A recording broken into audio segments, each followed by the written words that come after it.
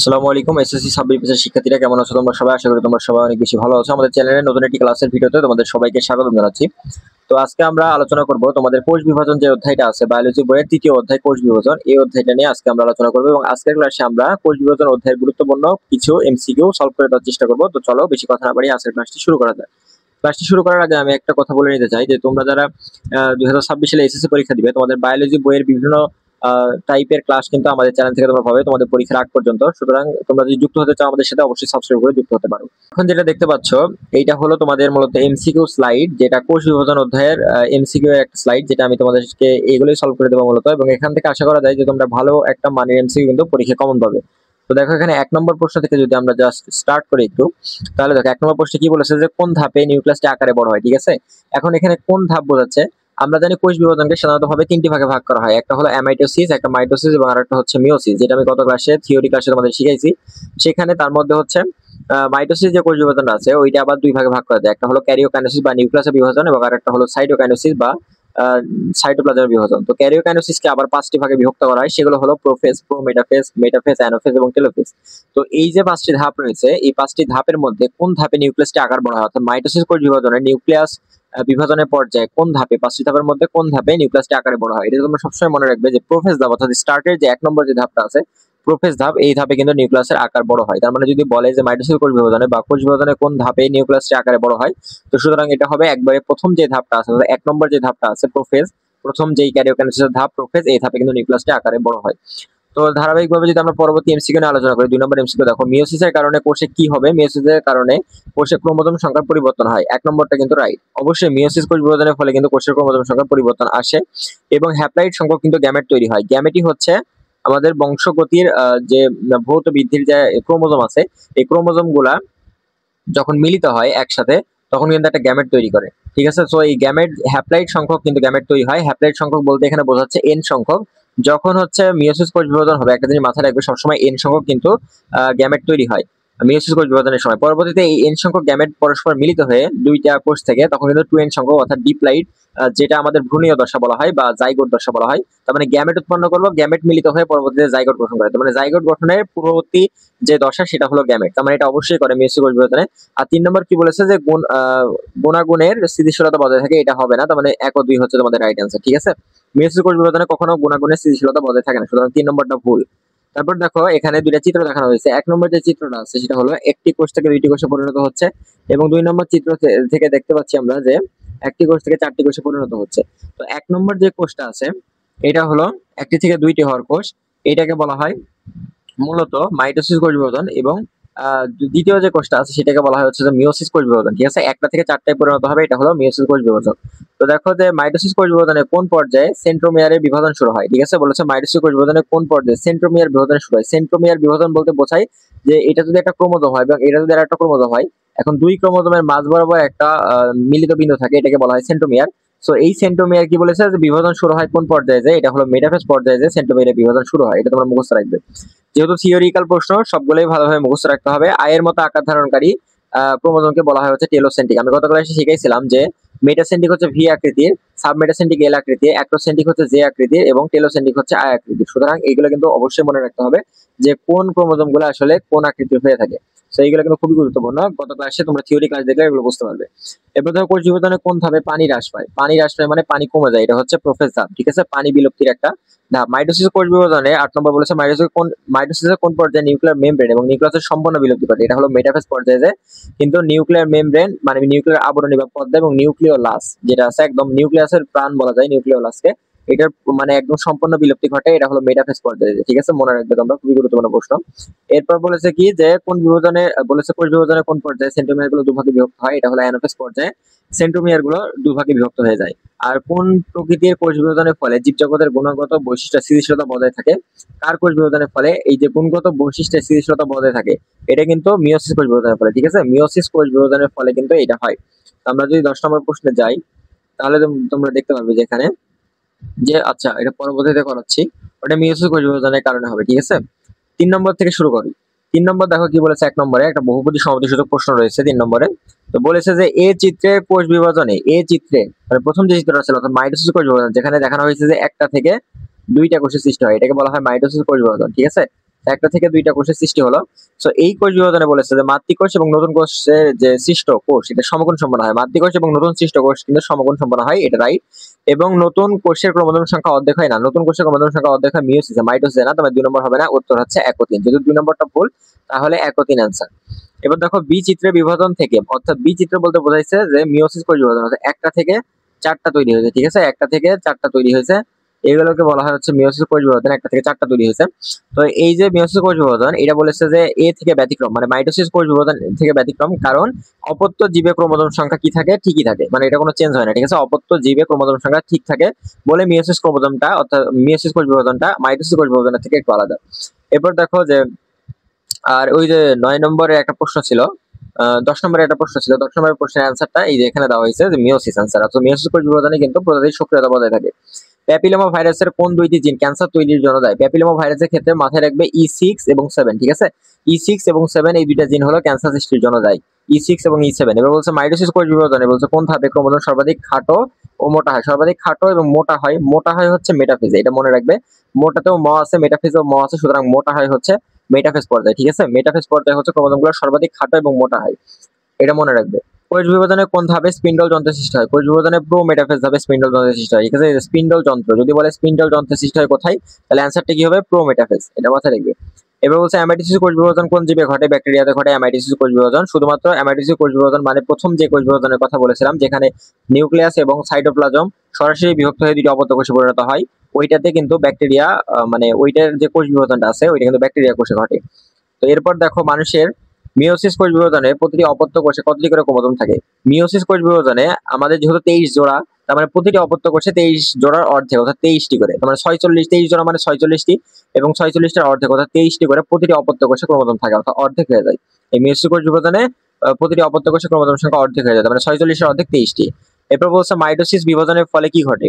Mitosis কোষ বিভাজনের ফলে ক্রোমোজোমের সংখ্যা একই থাকে, এটা তো সঠিক। নিউক্লিয়াস দুইবার বিভাজিত হয় না, নিউক্লিয়াস একবার বিভাজিত হয়, তার মানে এটা হচ্ছে 2 নম্বরটা হচ্ছে ভুল, তার মানে অ্যান্সারটা অবশ্যই 1 ও 3 হবে, ঠিক আছে। 2 নম্বরটা একটা যদি ভুল আইডেন্টিফাই করতে পারো তোমরা, তাহলে বাদ বাকি যে দুইটা আছে এটা কিন্তু অ্যান্সার হবে।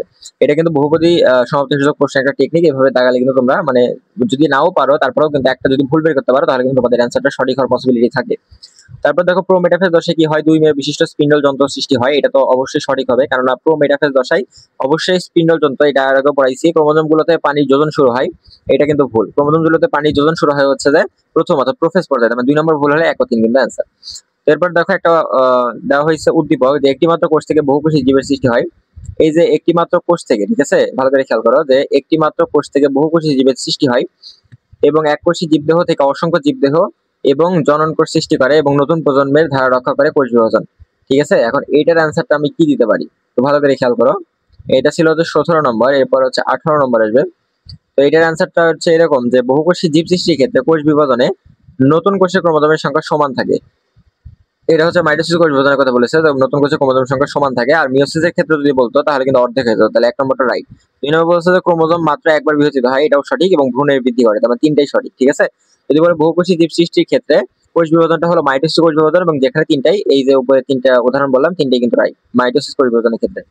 এরপর দেখো জনন কোষ বিভাজনের অনন্য কোষ বিভাজন থেকে ভিন্নতর হয়, কেননা প্রজাতির ক্রোমোজোম সংখ্যা কিন্তু ধ্রুবক থাকে, অর্থাৎ প্রজাতির ক্রোমোজোম সংখ্যা কিন্তু কমে যায় না, ঠিক আছে। জনন কোষ বিভাজন মিওসিস বিভাজনের ক্ষেত্রে প্রজাতির ক্রোমোজোম সংখ্যা কিন্তু ধ্রুব থাকে, অর্থাৎ এটাই হচ্ছে রাইট। এরপর দেখো 20 নম্বর প্রশ্নে আমরা চলে যাই।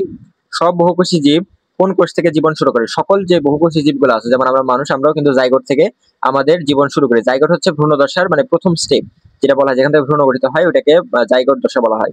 তারপর বলছে জীবদেহে কত প্রকারের কোষ বিভাজন হয়? একটু আগে পড়াইছি 3 প্রকারের, একটা হলো অ্যামাইটোসিস, একটা হচ্ছে মাইটোসিস এবং আরেকটা হচ্ছে মিওসিস, এই তিনটে। অ্যামাইটোসিস কোষ বিভাজনের শুরুতে কোনটি ঘটে? নিউক্লিয়াস কিন্তু আকারে লম্বা হয়ে থাকে। অ্যামাইটোসিস কোষ বিভাজনের শুরুতে নিউক্লিয়াস লম্বা হয় এবং নিউক্লিয়াসের বিভাজন ঘটে। তার পরবর্তী সময় সাইটোপ্লাজম মাঝ বরাবর খাঁজ সৃষ্টি হওয়ার মাধ্যমে একটি কোষ থেকে কিন্তু পরস্পর একটি কোষ থেকে কিন্তু পরস্পর দুইটা অপত্য কোষে পরিণত হয়। অর্থাৎ এইটা একটা কোষ, এইটা একটা কোষ, যে মাঝ বরাবর খাঁজ সৃষ্টি হচ্ছে, একটা কোষ থেকে কিন্তু মাঝ বরাবর খাঁজ সৃষ্টির মাধ্যমে এইটা একটা কোষ, এইটা একটা কোষ, দুইটা কোষে কিন্তু রূপান্তরিত হয়ে গেল। সো এটাই কিন্তু মাইটোসিস কোষ বিভাজনের ক্ষেত্র। তো এরপর দেখো কি বলেছে যে অ্যামাইটোসিস কোষ বিভাজনে কয়টা অপত্য কোষের সৃষ্টি হয়? অ্যামাইটোসিস কোষ বিভাজনে অপত্য কোষের সৃষ্টি হয় হচ্ছে দুইটি, ঠিক আছে, একটা থেকে দুইটি অপত্যকোষের সৃষ্টি হয়। অ্যামাইটোসিস বিভাজনে সাইটোপ্লাজম বিভাজিত হয়, কোষ প্রাচীরের মধ্যভাগ ভেতরে প্রবেশ করে, ঠিক আছে, কোষ প্রাচীরের মধ্যভাগ কোথায় প্রবেশ করে? ভেতরে প্রবেশ করে। সো এটা হচ্ছে অ্যান্সার। এবার বলছে যে ব্যাকটেরিয়ার কোষ বিভাজন কোন প্রক্রিয়ায় ঘটে? ব্যাকটেরিয়ার কোষ বিভাজন ঘটে হচ্ছে অ্যামাইটোসিস প্রক্রিয়ায়। অ্যামাইটোসিস প্রক্রিয়ায় কি ঘটে? ব্যাকটেরিয়ার কোষ বিভাজন ঘটে। খুবই গুরুত্বপূর্ণ প্রশ্ন, এর আগেও পড়াইছি, সো এটা আমি বোঝাচ্ছি না তোমাদের, এটা মুখস্থ রাখবে যে অ্যামাইটোসিস কোষ বিভাজন আসলে ব্যাকটেরিয়া কোষ বিভাজনের এক ধরনের প্রক্রিয়া, ঠিক আছে। তারপর বলছে মাতৃকোষ বিভাজনের ফলে যে নতুন কোষ উৎপন্ন হয় সেটাকে বলা হয় হচ্ছে অপত্য কোষ, ঠিক আছে, এটাকে বলা হয় হচ্ছে অপত্য কোষ। তারপর হচ্ছে যে পদ্ধতিতে মাতৃকোষ থেকে অপত্য কোষ সৃষ্টি হয় সেটাকে বলা হয় কোষ বিভাজন। বহুকোষী জীবের শুরু হয় কোথা থেকে? নিষিক্ত ডিম্বাণু থেকে, কিন্তু বহুকোষী জীবের শুরু হয় নিষিক্ত ডিম্বাণু থেকে, ঠিক আছে। তারপর ওটা গ্যামেট গ্যামেট থেকে নিষিক্ত ডিম্বাণু জাইগোট গঠন করে, পরবর্তীতে ভ্রূণ গঠন করে এবং আমাদের জন্ম হয়। সো এরপর দেখো 29 নম্বর প্রশ্ন কি বলেছে যে একটি পরিণত ইস্ট কোষ থেকে দুটি অপত্য কোষ সৃষ্টি হয় কোন বিভাজন দ্বারা? একটি পরিণত ইস্ট থেকে দুটি অপত্য কোষ সৃষ্টি হয়, ভালো করে দেখো, পরিণত ইস্ট থেকে দুইটি অপত্য কোষ সৃষ্টি হয়, এটা কোন প্রক্রিয়ার দ্বারা? এইটা হচ্ছে যে অ্যামাইটোসিস প্রক্রিয়ার দ্বারা, ঠিক আছে, অ্যামাইটোসিস প্রক্রিয়ার দ্বারা ইস্ট থেকে। ইস্ট বা হচ্ছে ব্যাকটেরিয়ার যেই মানে কোষ বিভাজনের যে ইয়াটা আছে, সিস্টেমটা আছে, ওইটা কিন্তু অ্যামাইটোসিস প্রক্রিয়া বা অ্যামাইটোসিস কোষ বিভাজন। ব্যাকটেরিয়ার কোষ বিভাজনে কি হয়? নিউক্লিয়াস ধীরে ধীরে লম্বা হয়। অবশ্যই নিউক্লিয়াস ধীরে ধীরে লম্বা হবে। নিউক্লিয়াসের দুই প্রান্ত চিকন হয় না, এটা ভুল। নিউক্লিয়াসের দুই প্রান্ত চিকন হয় না, এটা ভুল। নিউক্লিয়াস ধীরে ধীরে লম্বা হয়, কিন্তু নিউক্লিয়াসের প্রান্ত কিন্তু ঠিকই থাকে। তার মানে নিউক্লিয়াসের মাঝের অংশ সরু হয়, 1 ও 3, রাইট। এরপর দেখো যে চিত্র এখানে কি দেওয়া হয়েছে, একটু আগে এই চিত্রটা আমি তোমাদেরকে আঁকিয়ে দেখালাম, সেটা হলো এটাই তোমাদের অ্যামাইটোসিস কোষ বিভাজনে যে মাঝখানে খাঁচির মাধ্যমে একটা কোষ থেকে দুইটা অপত্য কোষে পরিণত হয়েছে। নিউক্লিয়াসটাও দেখো দুই মাথায় চলে গেছে। সুতরাং এটাই হলো অ্যামাইটোসিস কোষ বিভাজন। তো চিত্রটির ক্ষেত্রে প্রযোজ্য কি? অ্যামাইটোসিস কোষ বিভাজন এটা রাইট, ইস্ট ব্যাকটেরিয়াতে ঘটে, এটাও রাইট। অসংখ্য মেরু রয়েছে, অসংখ্য মেরু রয়েছে, এটা কিন্তু ভুল। তার মানে 3 নম্বরটা যদি ভুল হয় তাহলে অ্যান্সার হচ্ছে 1 ও 2। এরপর দেখো উক্ত বিভাজনের ফলে নিউক্লিয়াস প্রত্যক্ষভাবে বিভক্ত হয়। হ্যাঁ, এটা সঠিক, নিউক্লিয়াস প্রত্যক্ষভাবে বিভক্ত হয়। সাইটোপ্লাজম দুই ভাগে বিভক্ত হয়, এটাও সঠিক। 4টি অপত্য কোষ না, 4টি অপত্য কোষ তৈরি হয় কোন পর্যায়ে? এটা তোমরা বলতে পারবে, এটা হলো মায়োসিস পর্যায়ে বা মিওসিস পর্যায়ে 4টি অপত্য কোষ তৈরি হয়। তার মানে এটা এই যে প্রক্রিয়াটার কথা লেখা হয়েছে এটা কিন্তু অ্যামাইটোসিস, তার মানে এখানে কিন্তু 4টি অপত্য কোষ সৃষ্টি হবে না, এখানে ডাইরেক্ট একটা কোষ থেকে কিন্তু বিভাজিত হয়ে সরাসরি দুইটা কোষে পরিণত হবে। তো এরপর দেখো চিত্রে দেখানো কোষ বিভাজন এটা কোথায় ঘটে? এটা কিন্তু জীবকোষে ঘটে। কোন কোন জীবের ক্ষেত্রে ঘটে? এটা কিন্তু অ্যামাইটোসিস কোষ বিভাজন। সুতরাং এই অ্যামাইটোসিস কোষ বিভাজন প্রক্রিয়া যেটা আছে এটা কিন্তু ঘটে ব্যাকটেরিয়া বা হচ্ছে ইস্টে, এটা একটু আগে পড়াইছি। এই ধরনের অ্যামাইটোসিস কোষ বিভাজন বোঝাইছে যে এই ধরনের কোষ বিভাজন বা অ্যামাইটোসিস কোষ বিভাজন কোথায় ঘটে? এটা ব্যাকটেরিয়াতে ঘটে, তার মানে 1 নম্বরটা রাইট। এরপর দেখো নীলাভ সবুজ শৈবালে ঘটে, এটাও রাইট, এবং ইস্টে ঘটে, এটা তো এর আগেই পড়ছি, তার মানে 3টাই রাইট, ঠিক আছে, এইগুলোতেই ঘটে থাকে আসলে, যে ব্যাকটেরিয়া, ইস্ট এবং নীলাভ সবুজ শৈবাল। এবার দেখো মাইটোসিস কোষ বিভাজন হয় কোনটিতে? মাইটোসিস কোষ বিভাজন হয় কিন্তু দেহকোষে। খুব ভালো করে পড়বে এটা তোমাদের, যে মাইটোসিস কোষ বিভাজন ঘটে দেহকোষে। আমাদের দেহকোষ বিভাজনের পদ্ধতি হলো মাইটোসিস পদ্ধতি কোষ বিভাজন, আর হচ্ছে জনন কোষ বিভাজনের পদ্ধতি হলো মিয়োসিস কোষ বিভাজন পদ্ধতি। এরপর দেখো মাইটোসিস কোষ বিভাজন কোথায় ঘটে? মাইটোসিস কোষ বিভাজন ঘটে হচ্ছে আমাদের দেহকোষে, ঠিক আছে, দেহকোষে মাইটোসিস কোষ বিভাজন ঘটে। তারপর বলছে মাইটোসিস কোষ বিভাজন প্রক্রিয়ায় নিউক্লিয়াস কয়বার বিভাজিত হয়? মাইটোসিস প্রক্রিয়ায় নিউক্লিয়াস হচ্ছে একবার বিভাজিত হয়। খুবই গুরুত্বপূর্ণ প্রশ্ন। মাইটোসিস কোষ বিভাজন প্রক্রিয়ায় নিউক্লিয়াস কিন্তু একবার বিভাজিত হয়, ঠিক আছে, নিউক্লিয়াস একবার বিভাজিত হয় মাইটোসিস। মিয়োসিস কোষ বিভাজন প্রক্রিয়া দুইবার বিভাজিত হয়।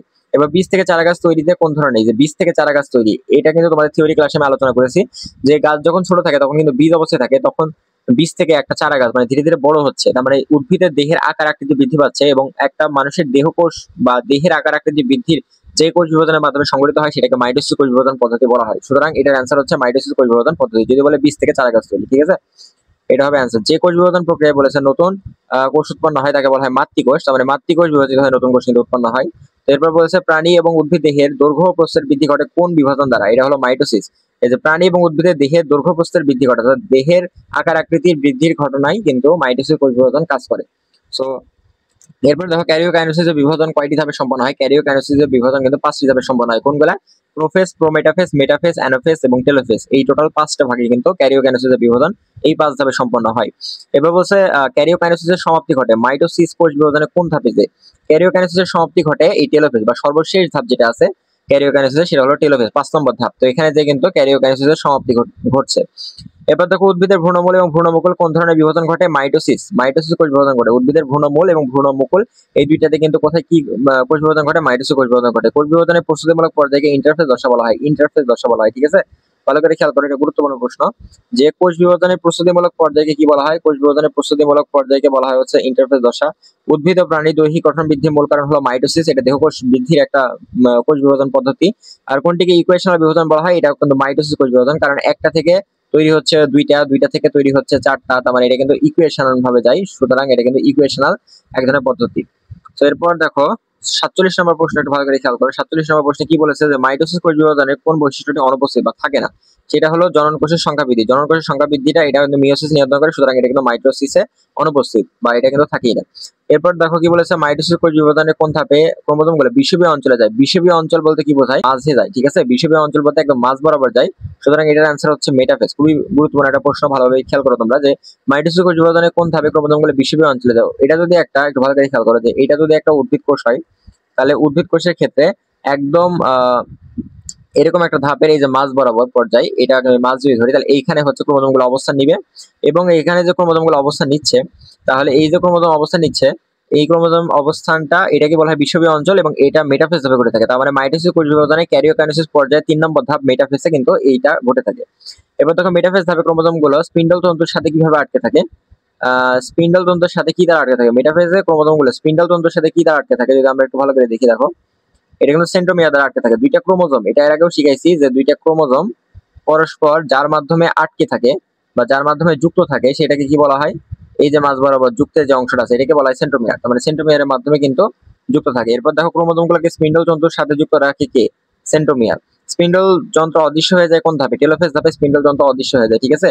স্পিন্ডল তন্ত্র অদৃশ্য হয়ে যায় কোন ধাপে? টেলোফেজ ধাপে স্পিন্ডল তন্ত্র অদৃশ্য হয়ে যায় টেলোফেজ ধাপে, কারণ এটা হলো ক্যারিওকাইনেসিসের সর্বশেষ ধাপ। প্রাণীদেহে কোষ বিভাজনের সময় কি থেকে অ্যাস্টার রশ্মি তৈরি হয়? এটা হলো সেন্ট্রিওল থেকে। সেন্ট্রিওল থেকে কি তৈরি হয়? অ্যাস্টার তন্তু তৈরি হয়। অ্যানাফেজ পর্যায়ে ক্রোমোজোমগুলো বিষুবীয় অঞ্চল থেকে, বিষুবীয় মানে মাঝের অঞ্চল থেকে বরাবর বিপরীত মেরুর দিকে সরে যেতে থাকে কেন? কারণ বিকর্ষণ বেড়ে যাওয়া। একটা ক্রোমোজোম এইভাবে আছে আর একটা ক্রোমোজোম এইভাবে আছে, দুইটা ক্রোমোজোমের মাঝ বরাবর যদি একটা বিকর্ষণ হয় তাহলে একটা ক্রোমোজোম কিন্তু এই দিকে চলে যাবে অর্থাৎ এইভাবে, আর একটা ক্রোমোজোম কিন্তু নিচের দিকে চলে যাবে অর্থাৎ এইভাবে। তার মানে এই যে বিকর্ষণ যত বাড়ছে তত কিন্তু ক্রোমোজোমগুলো একে অপরের সাথে দূরত্ব বেড়ে যাচ্ছে, সুতরাং বিকর্ষণ বেড়ে যাওয়ার কারণেই কিন্তু ক্রোমোজোমগুলো পরস্পর থেকে দূরে সরে যায়, বিষুবীয় অঞ্চল থেকে মেরুর দিকে চলে যায়। সেন্ট্রোমিয়ারের অবস্থান অনুযায়ী ভি এর আকার ধারণ করে এটাকে বলা হয় মেটাসেন্ট্রিক, পড়াইছি। সাবমেটাসেন্ট্রিক হচ্ছে এল, অ্যাক্রোসেন্ট্রিক হচ্ছে জে, এবং টেলোসেন্ট্রিক হচ্ছে আই, সবগুলো কিন্তু পড়াইছি গত থিওরি ক্লাসে। তোমরা যদি যারা করনি এই ক্লাসটা অবশ্যই যে করে আসো, আমাদের চ্যানেলে আছে। সো এর আগেরই ক্লাস ওটা। তারপর দেখো মাইটোসিসের প্রোফেজ পর্যায়ের ঘটনাগুলো পর্যায়ক্রমিকভাবে বিপরীতভাবে ঘটে কোন পর্যায়ে? যে টেলোফেজ বা সর্বশেষ পর্যায়ে যে ঘটে। কোন ধাপে ক্রোমোজোমে সেন্ট্রোমিয়ার অগ্রগামী বাহুদ্বয় অনুগামী হয়? এটা অ্যানাফেজ ধাপে। সেন্ট্রোমিয়ার গুলো কি বলেছে? অগ্রগামী, এবং বাহুদ্বয় কি হয়? অনুগামী, মানে বাহুদ্বয় গুলো পিছনে থাকে পরস্পর এবং সেন্ট্রোমিয়ার গুলো কি থাকে? সামনে থাকে। এটা হলো তাদের সামনের দিকে অগ্রসর হওয়ার এক ধরনের পদ্ধতি, ঠিক আছে? তারপর দেখো কি বলেছে যে কোন ধাপে, আচ্ছা ঠিক আছে, অ্যানাফেজ ধাপে কোন ধাপে অবত ক্রোমোজোমগুলো পানি শোষণ করে? পানি শোষণ করে হচ্ছে সর্বশেষ ধাপে। জল বিয়োজনের পরে জল শোষণ হয় টেলোফেজে, অর্থাৎ সর্বশেষ পর্যায়ে। আর আজকের ক্লাসের সর্বশেষ এমসিকিউ 60 নম্বর এমসিকিউ আমরা চলে এসেছি, এবং এটা পরে আজকের ক্লাস তোমাদের শেষ করে দেবো। সেটা হলো নিউক্লিয়াসের পুনরাবির্ভাব ঘটে, ভালো করে খেয়াল করো যে নিউক্লিয়াসের পুনরাবির্ভাব ঘটে কোন ধাপে? এটা হলো প্রোফেজ ধাপে, ঠিক আছে? নিউক্লিয়াসের পুনরাবির্ভাব ঘটে কোন ধাপে? নিউক্লিয়াসের পুনরাবির্ভাব ঘটে হচ্ছে প্রোফেজ ধাপে। তো আজকের ক্লাসটি মূলত এই পর্যন্ত ছিল। আজকের ক্লাসে আমরা তোমাদের গুরুত্বপূর্ণ যেই অধ্যায়টা ছিল অর্থাৎ বায়োলজি বইয়ের তৃতীয় অধ্যায় কোষ বিভাজন, এই অধ্যায়ের গুরুত্বপূর্ণ 60টি এমসিকিউ নিয়ে আমরা কথা বললাম। সামনের ক্লাসে এই অধ্যায়ের উপর আরো একটি এমসিকিউ তোমরা ক্লাস পাবে, ওখানে আমরা আরো 60টি অথবা 70টি এমসিকিউ দিয়ে এই অধ্যায়ে যে গুরুত্বপূর্ণ এমসিকিউ গুলো আছে সেগুলো কিন্তু কভার করে দেওয়ার চেষ্টা করব। তো কেমন লেগেছে তোমাদের কাছে আজকের ক্লাসটি? তোমরা যদি বুঝতে পারো তাহলে অবশ্যই কমেন্টে জানাও তোমাদের কাছে কেমন লেগেছে। আর ভিডিও ভালো লাগলে লাইক দিও, এবং চ্যানেলের সাথে যুক্ত হতে চাইলে অবশ্যই সাবস্ক্রাইব করে যুক্ত হতে পারো।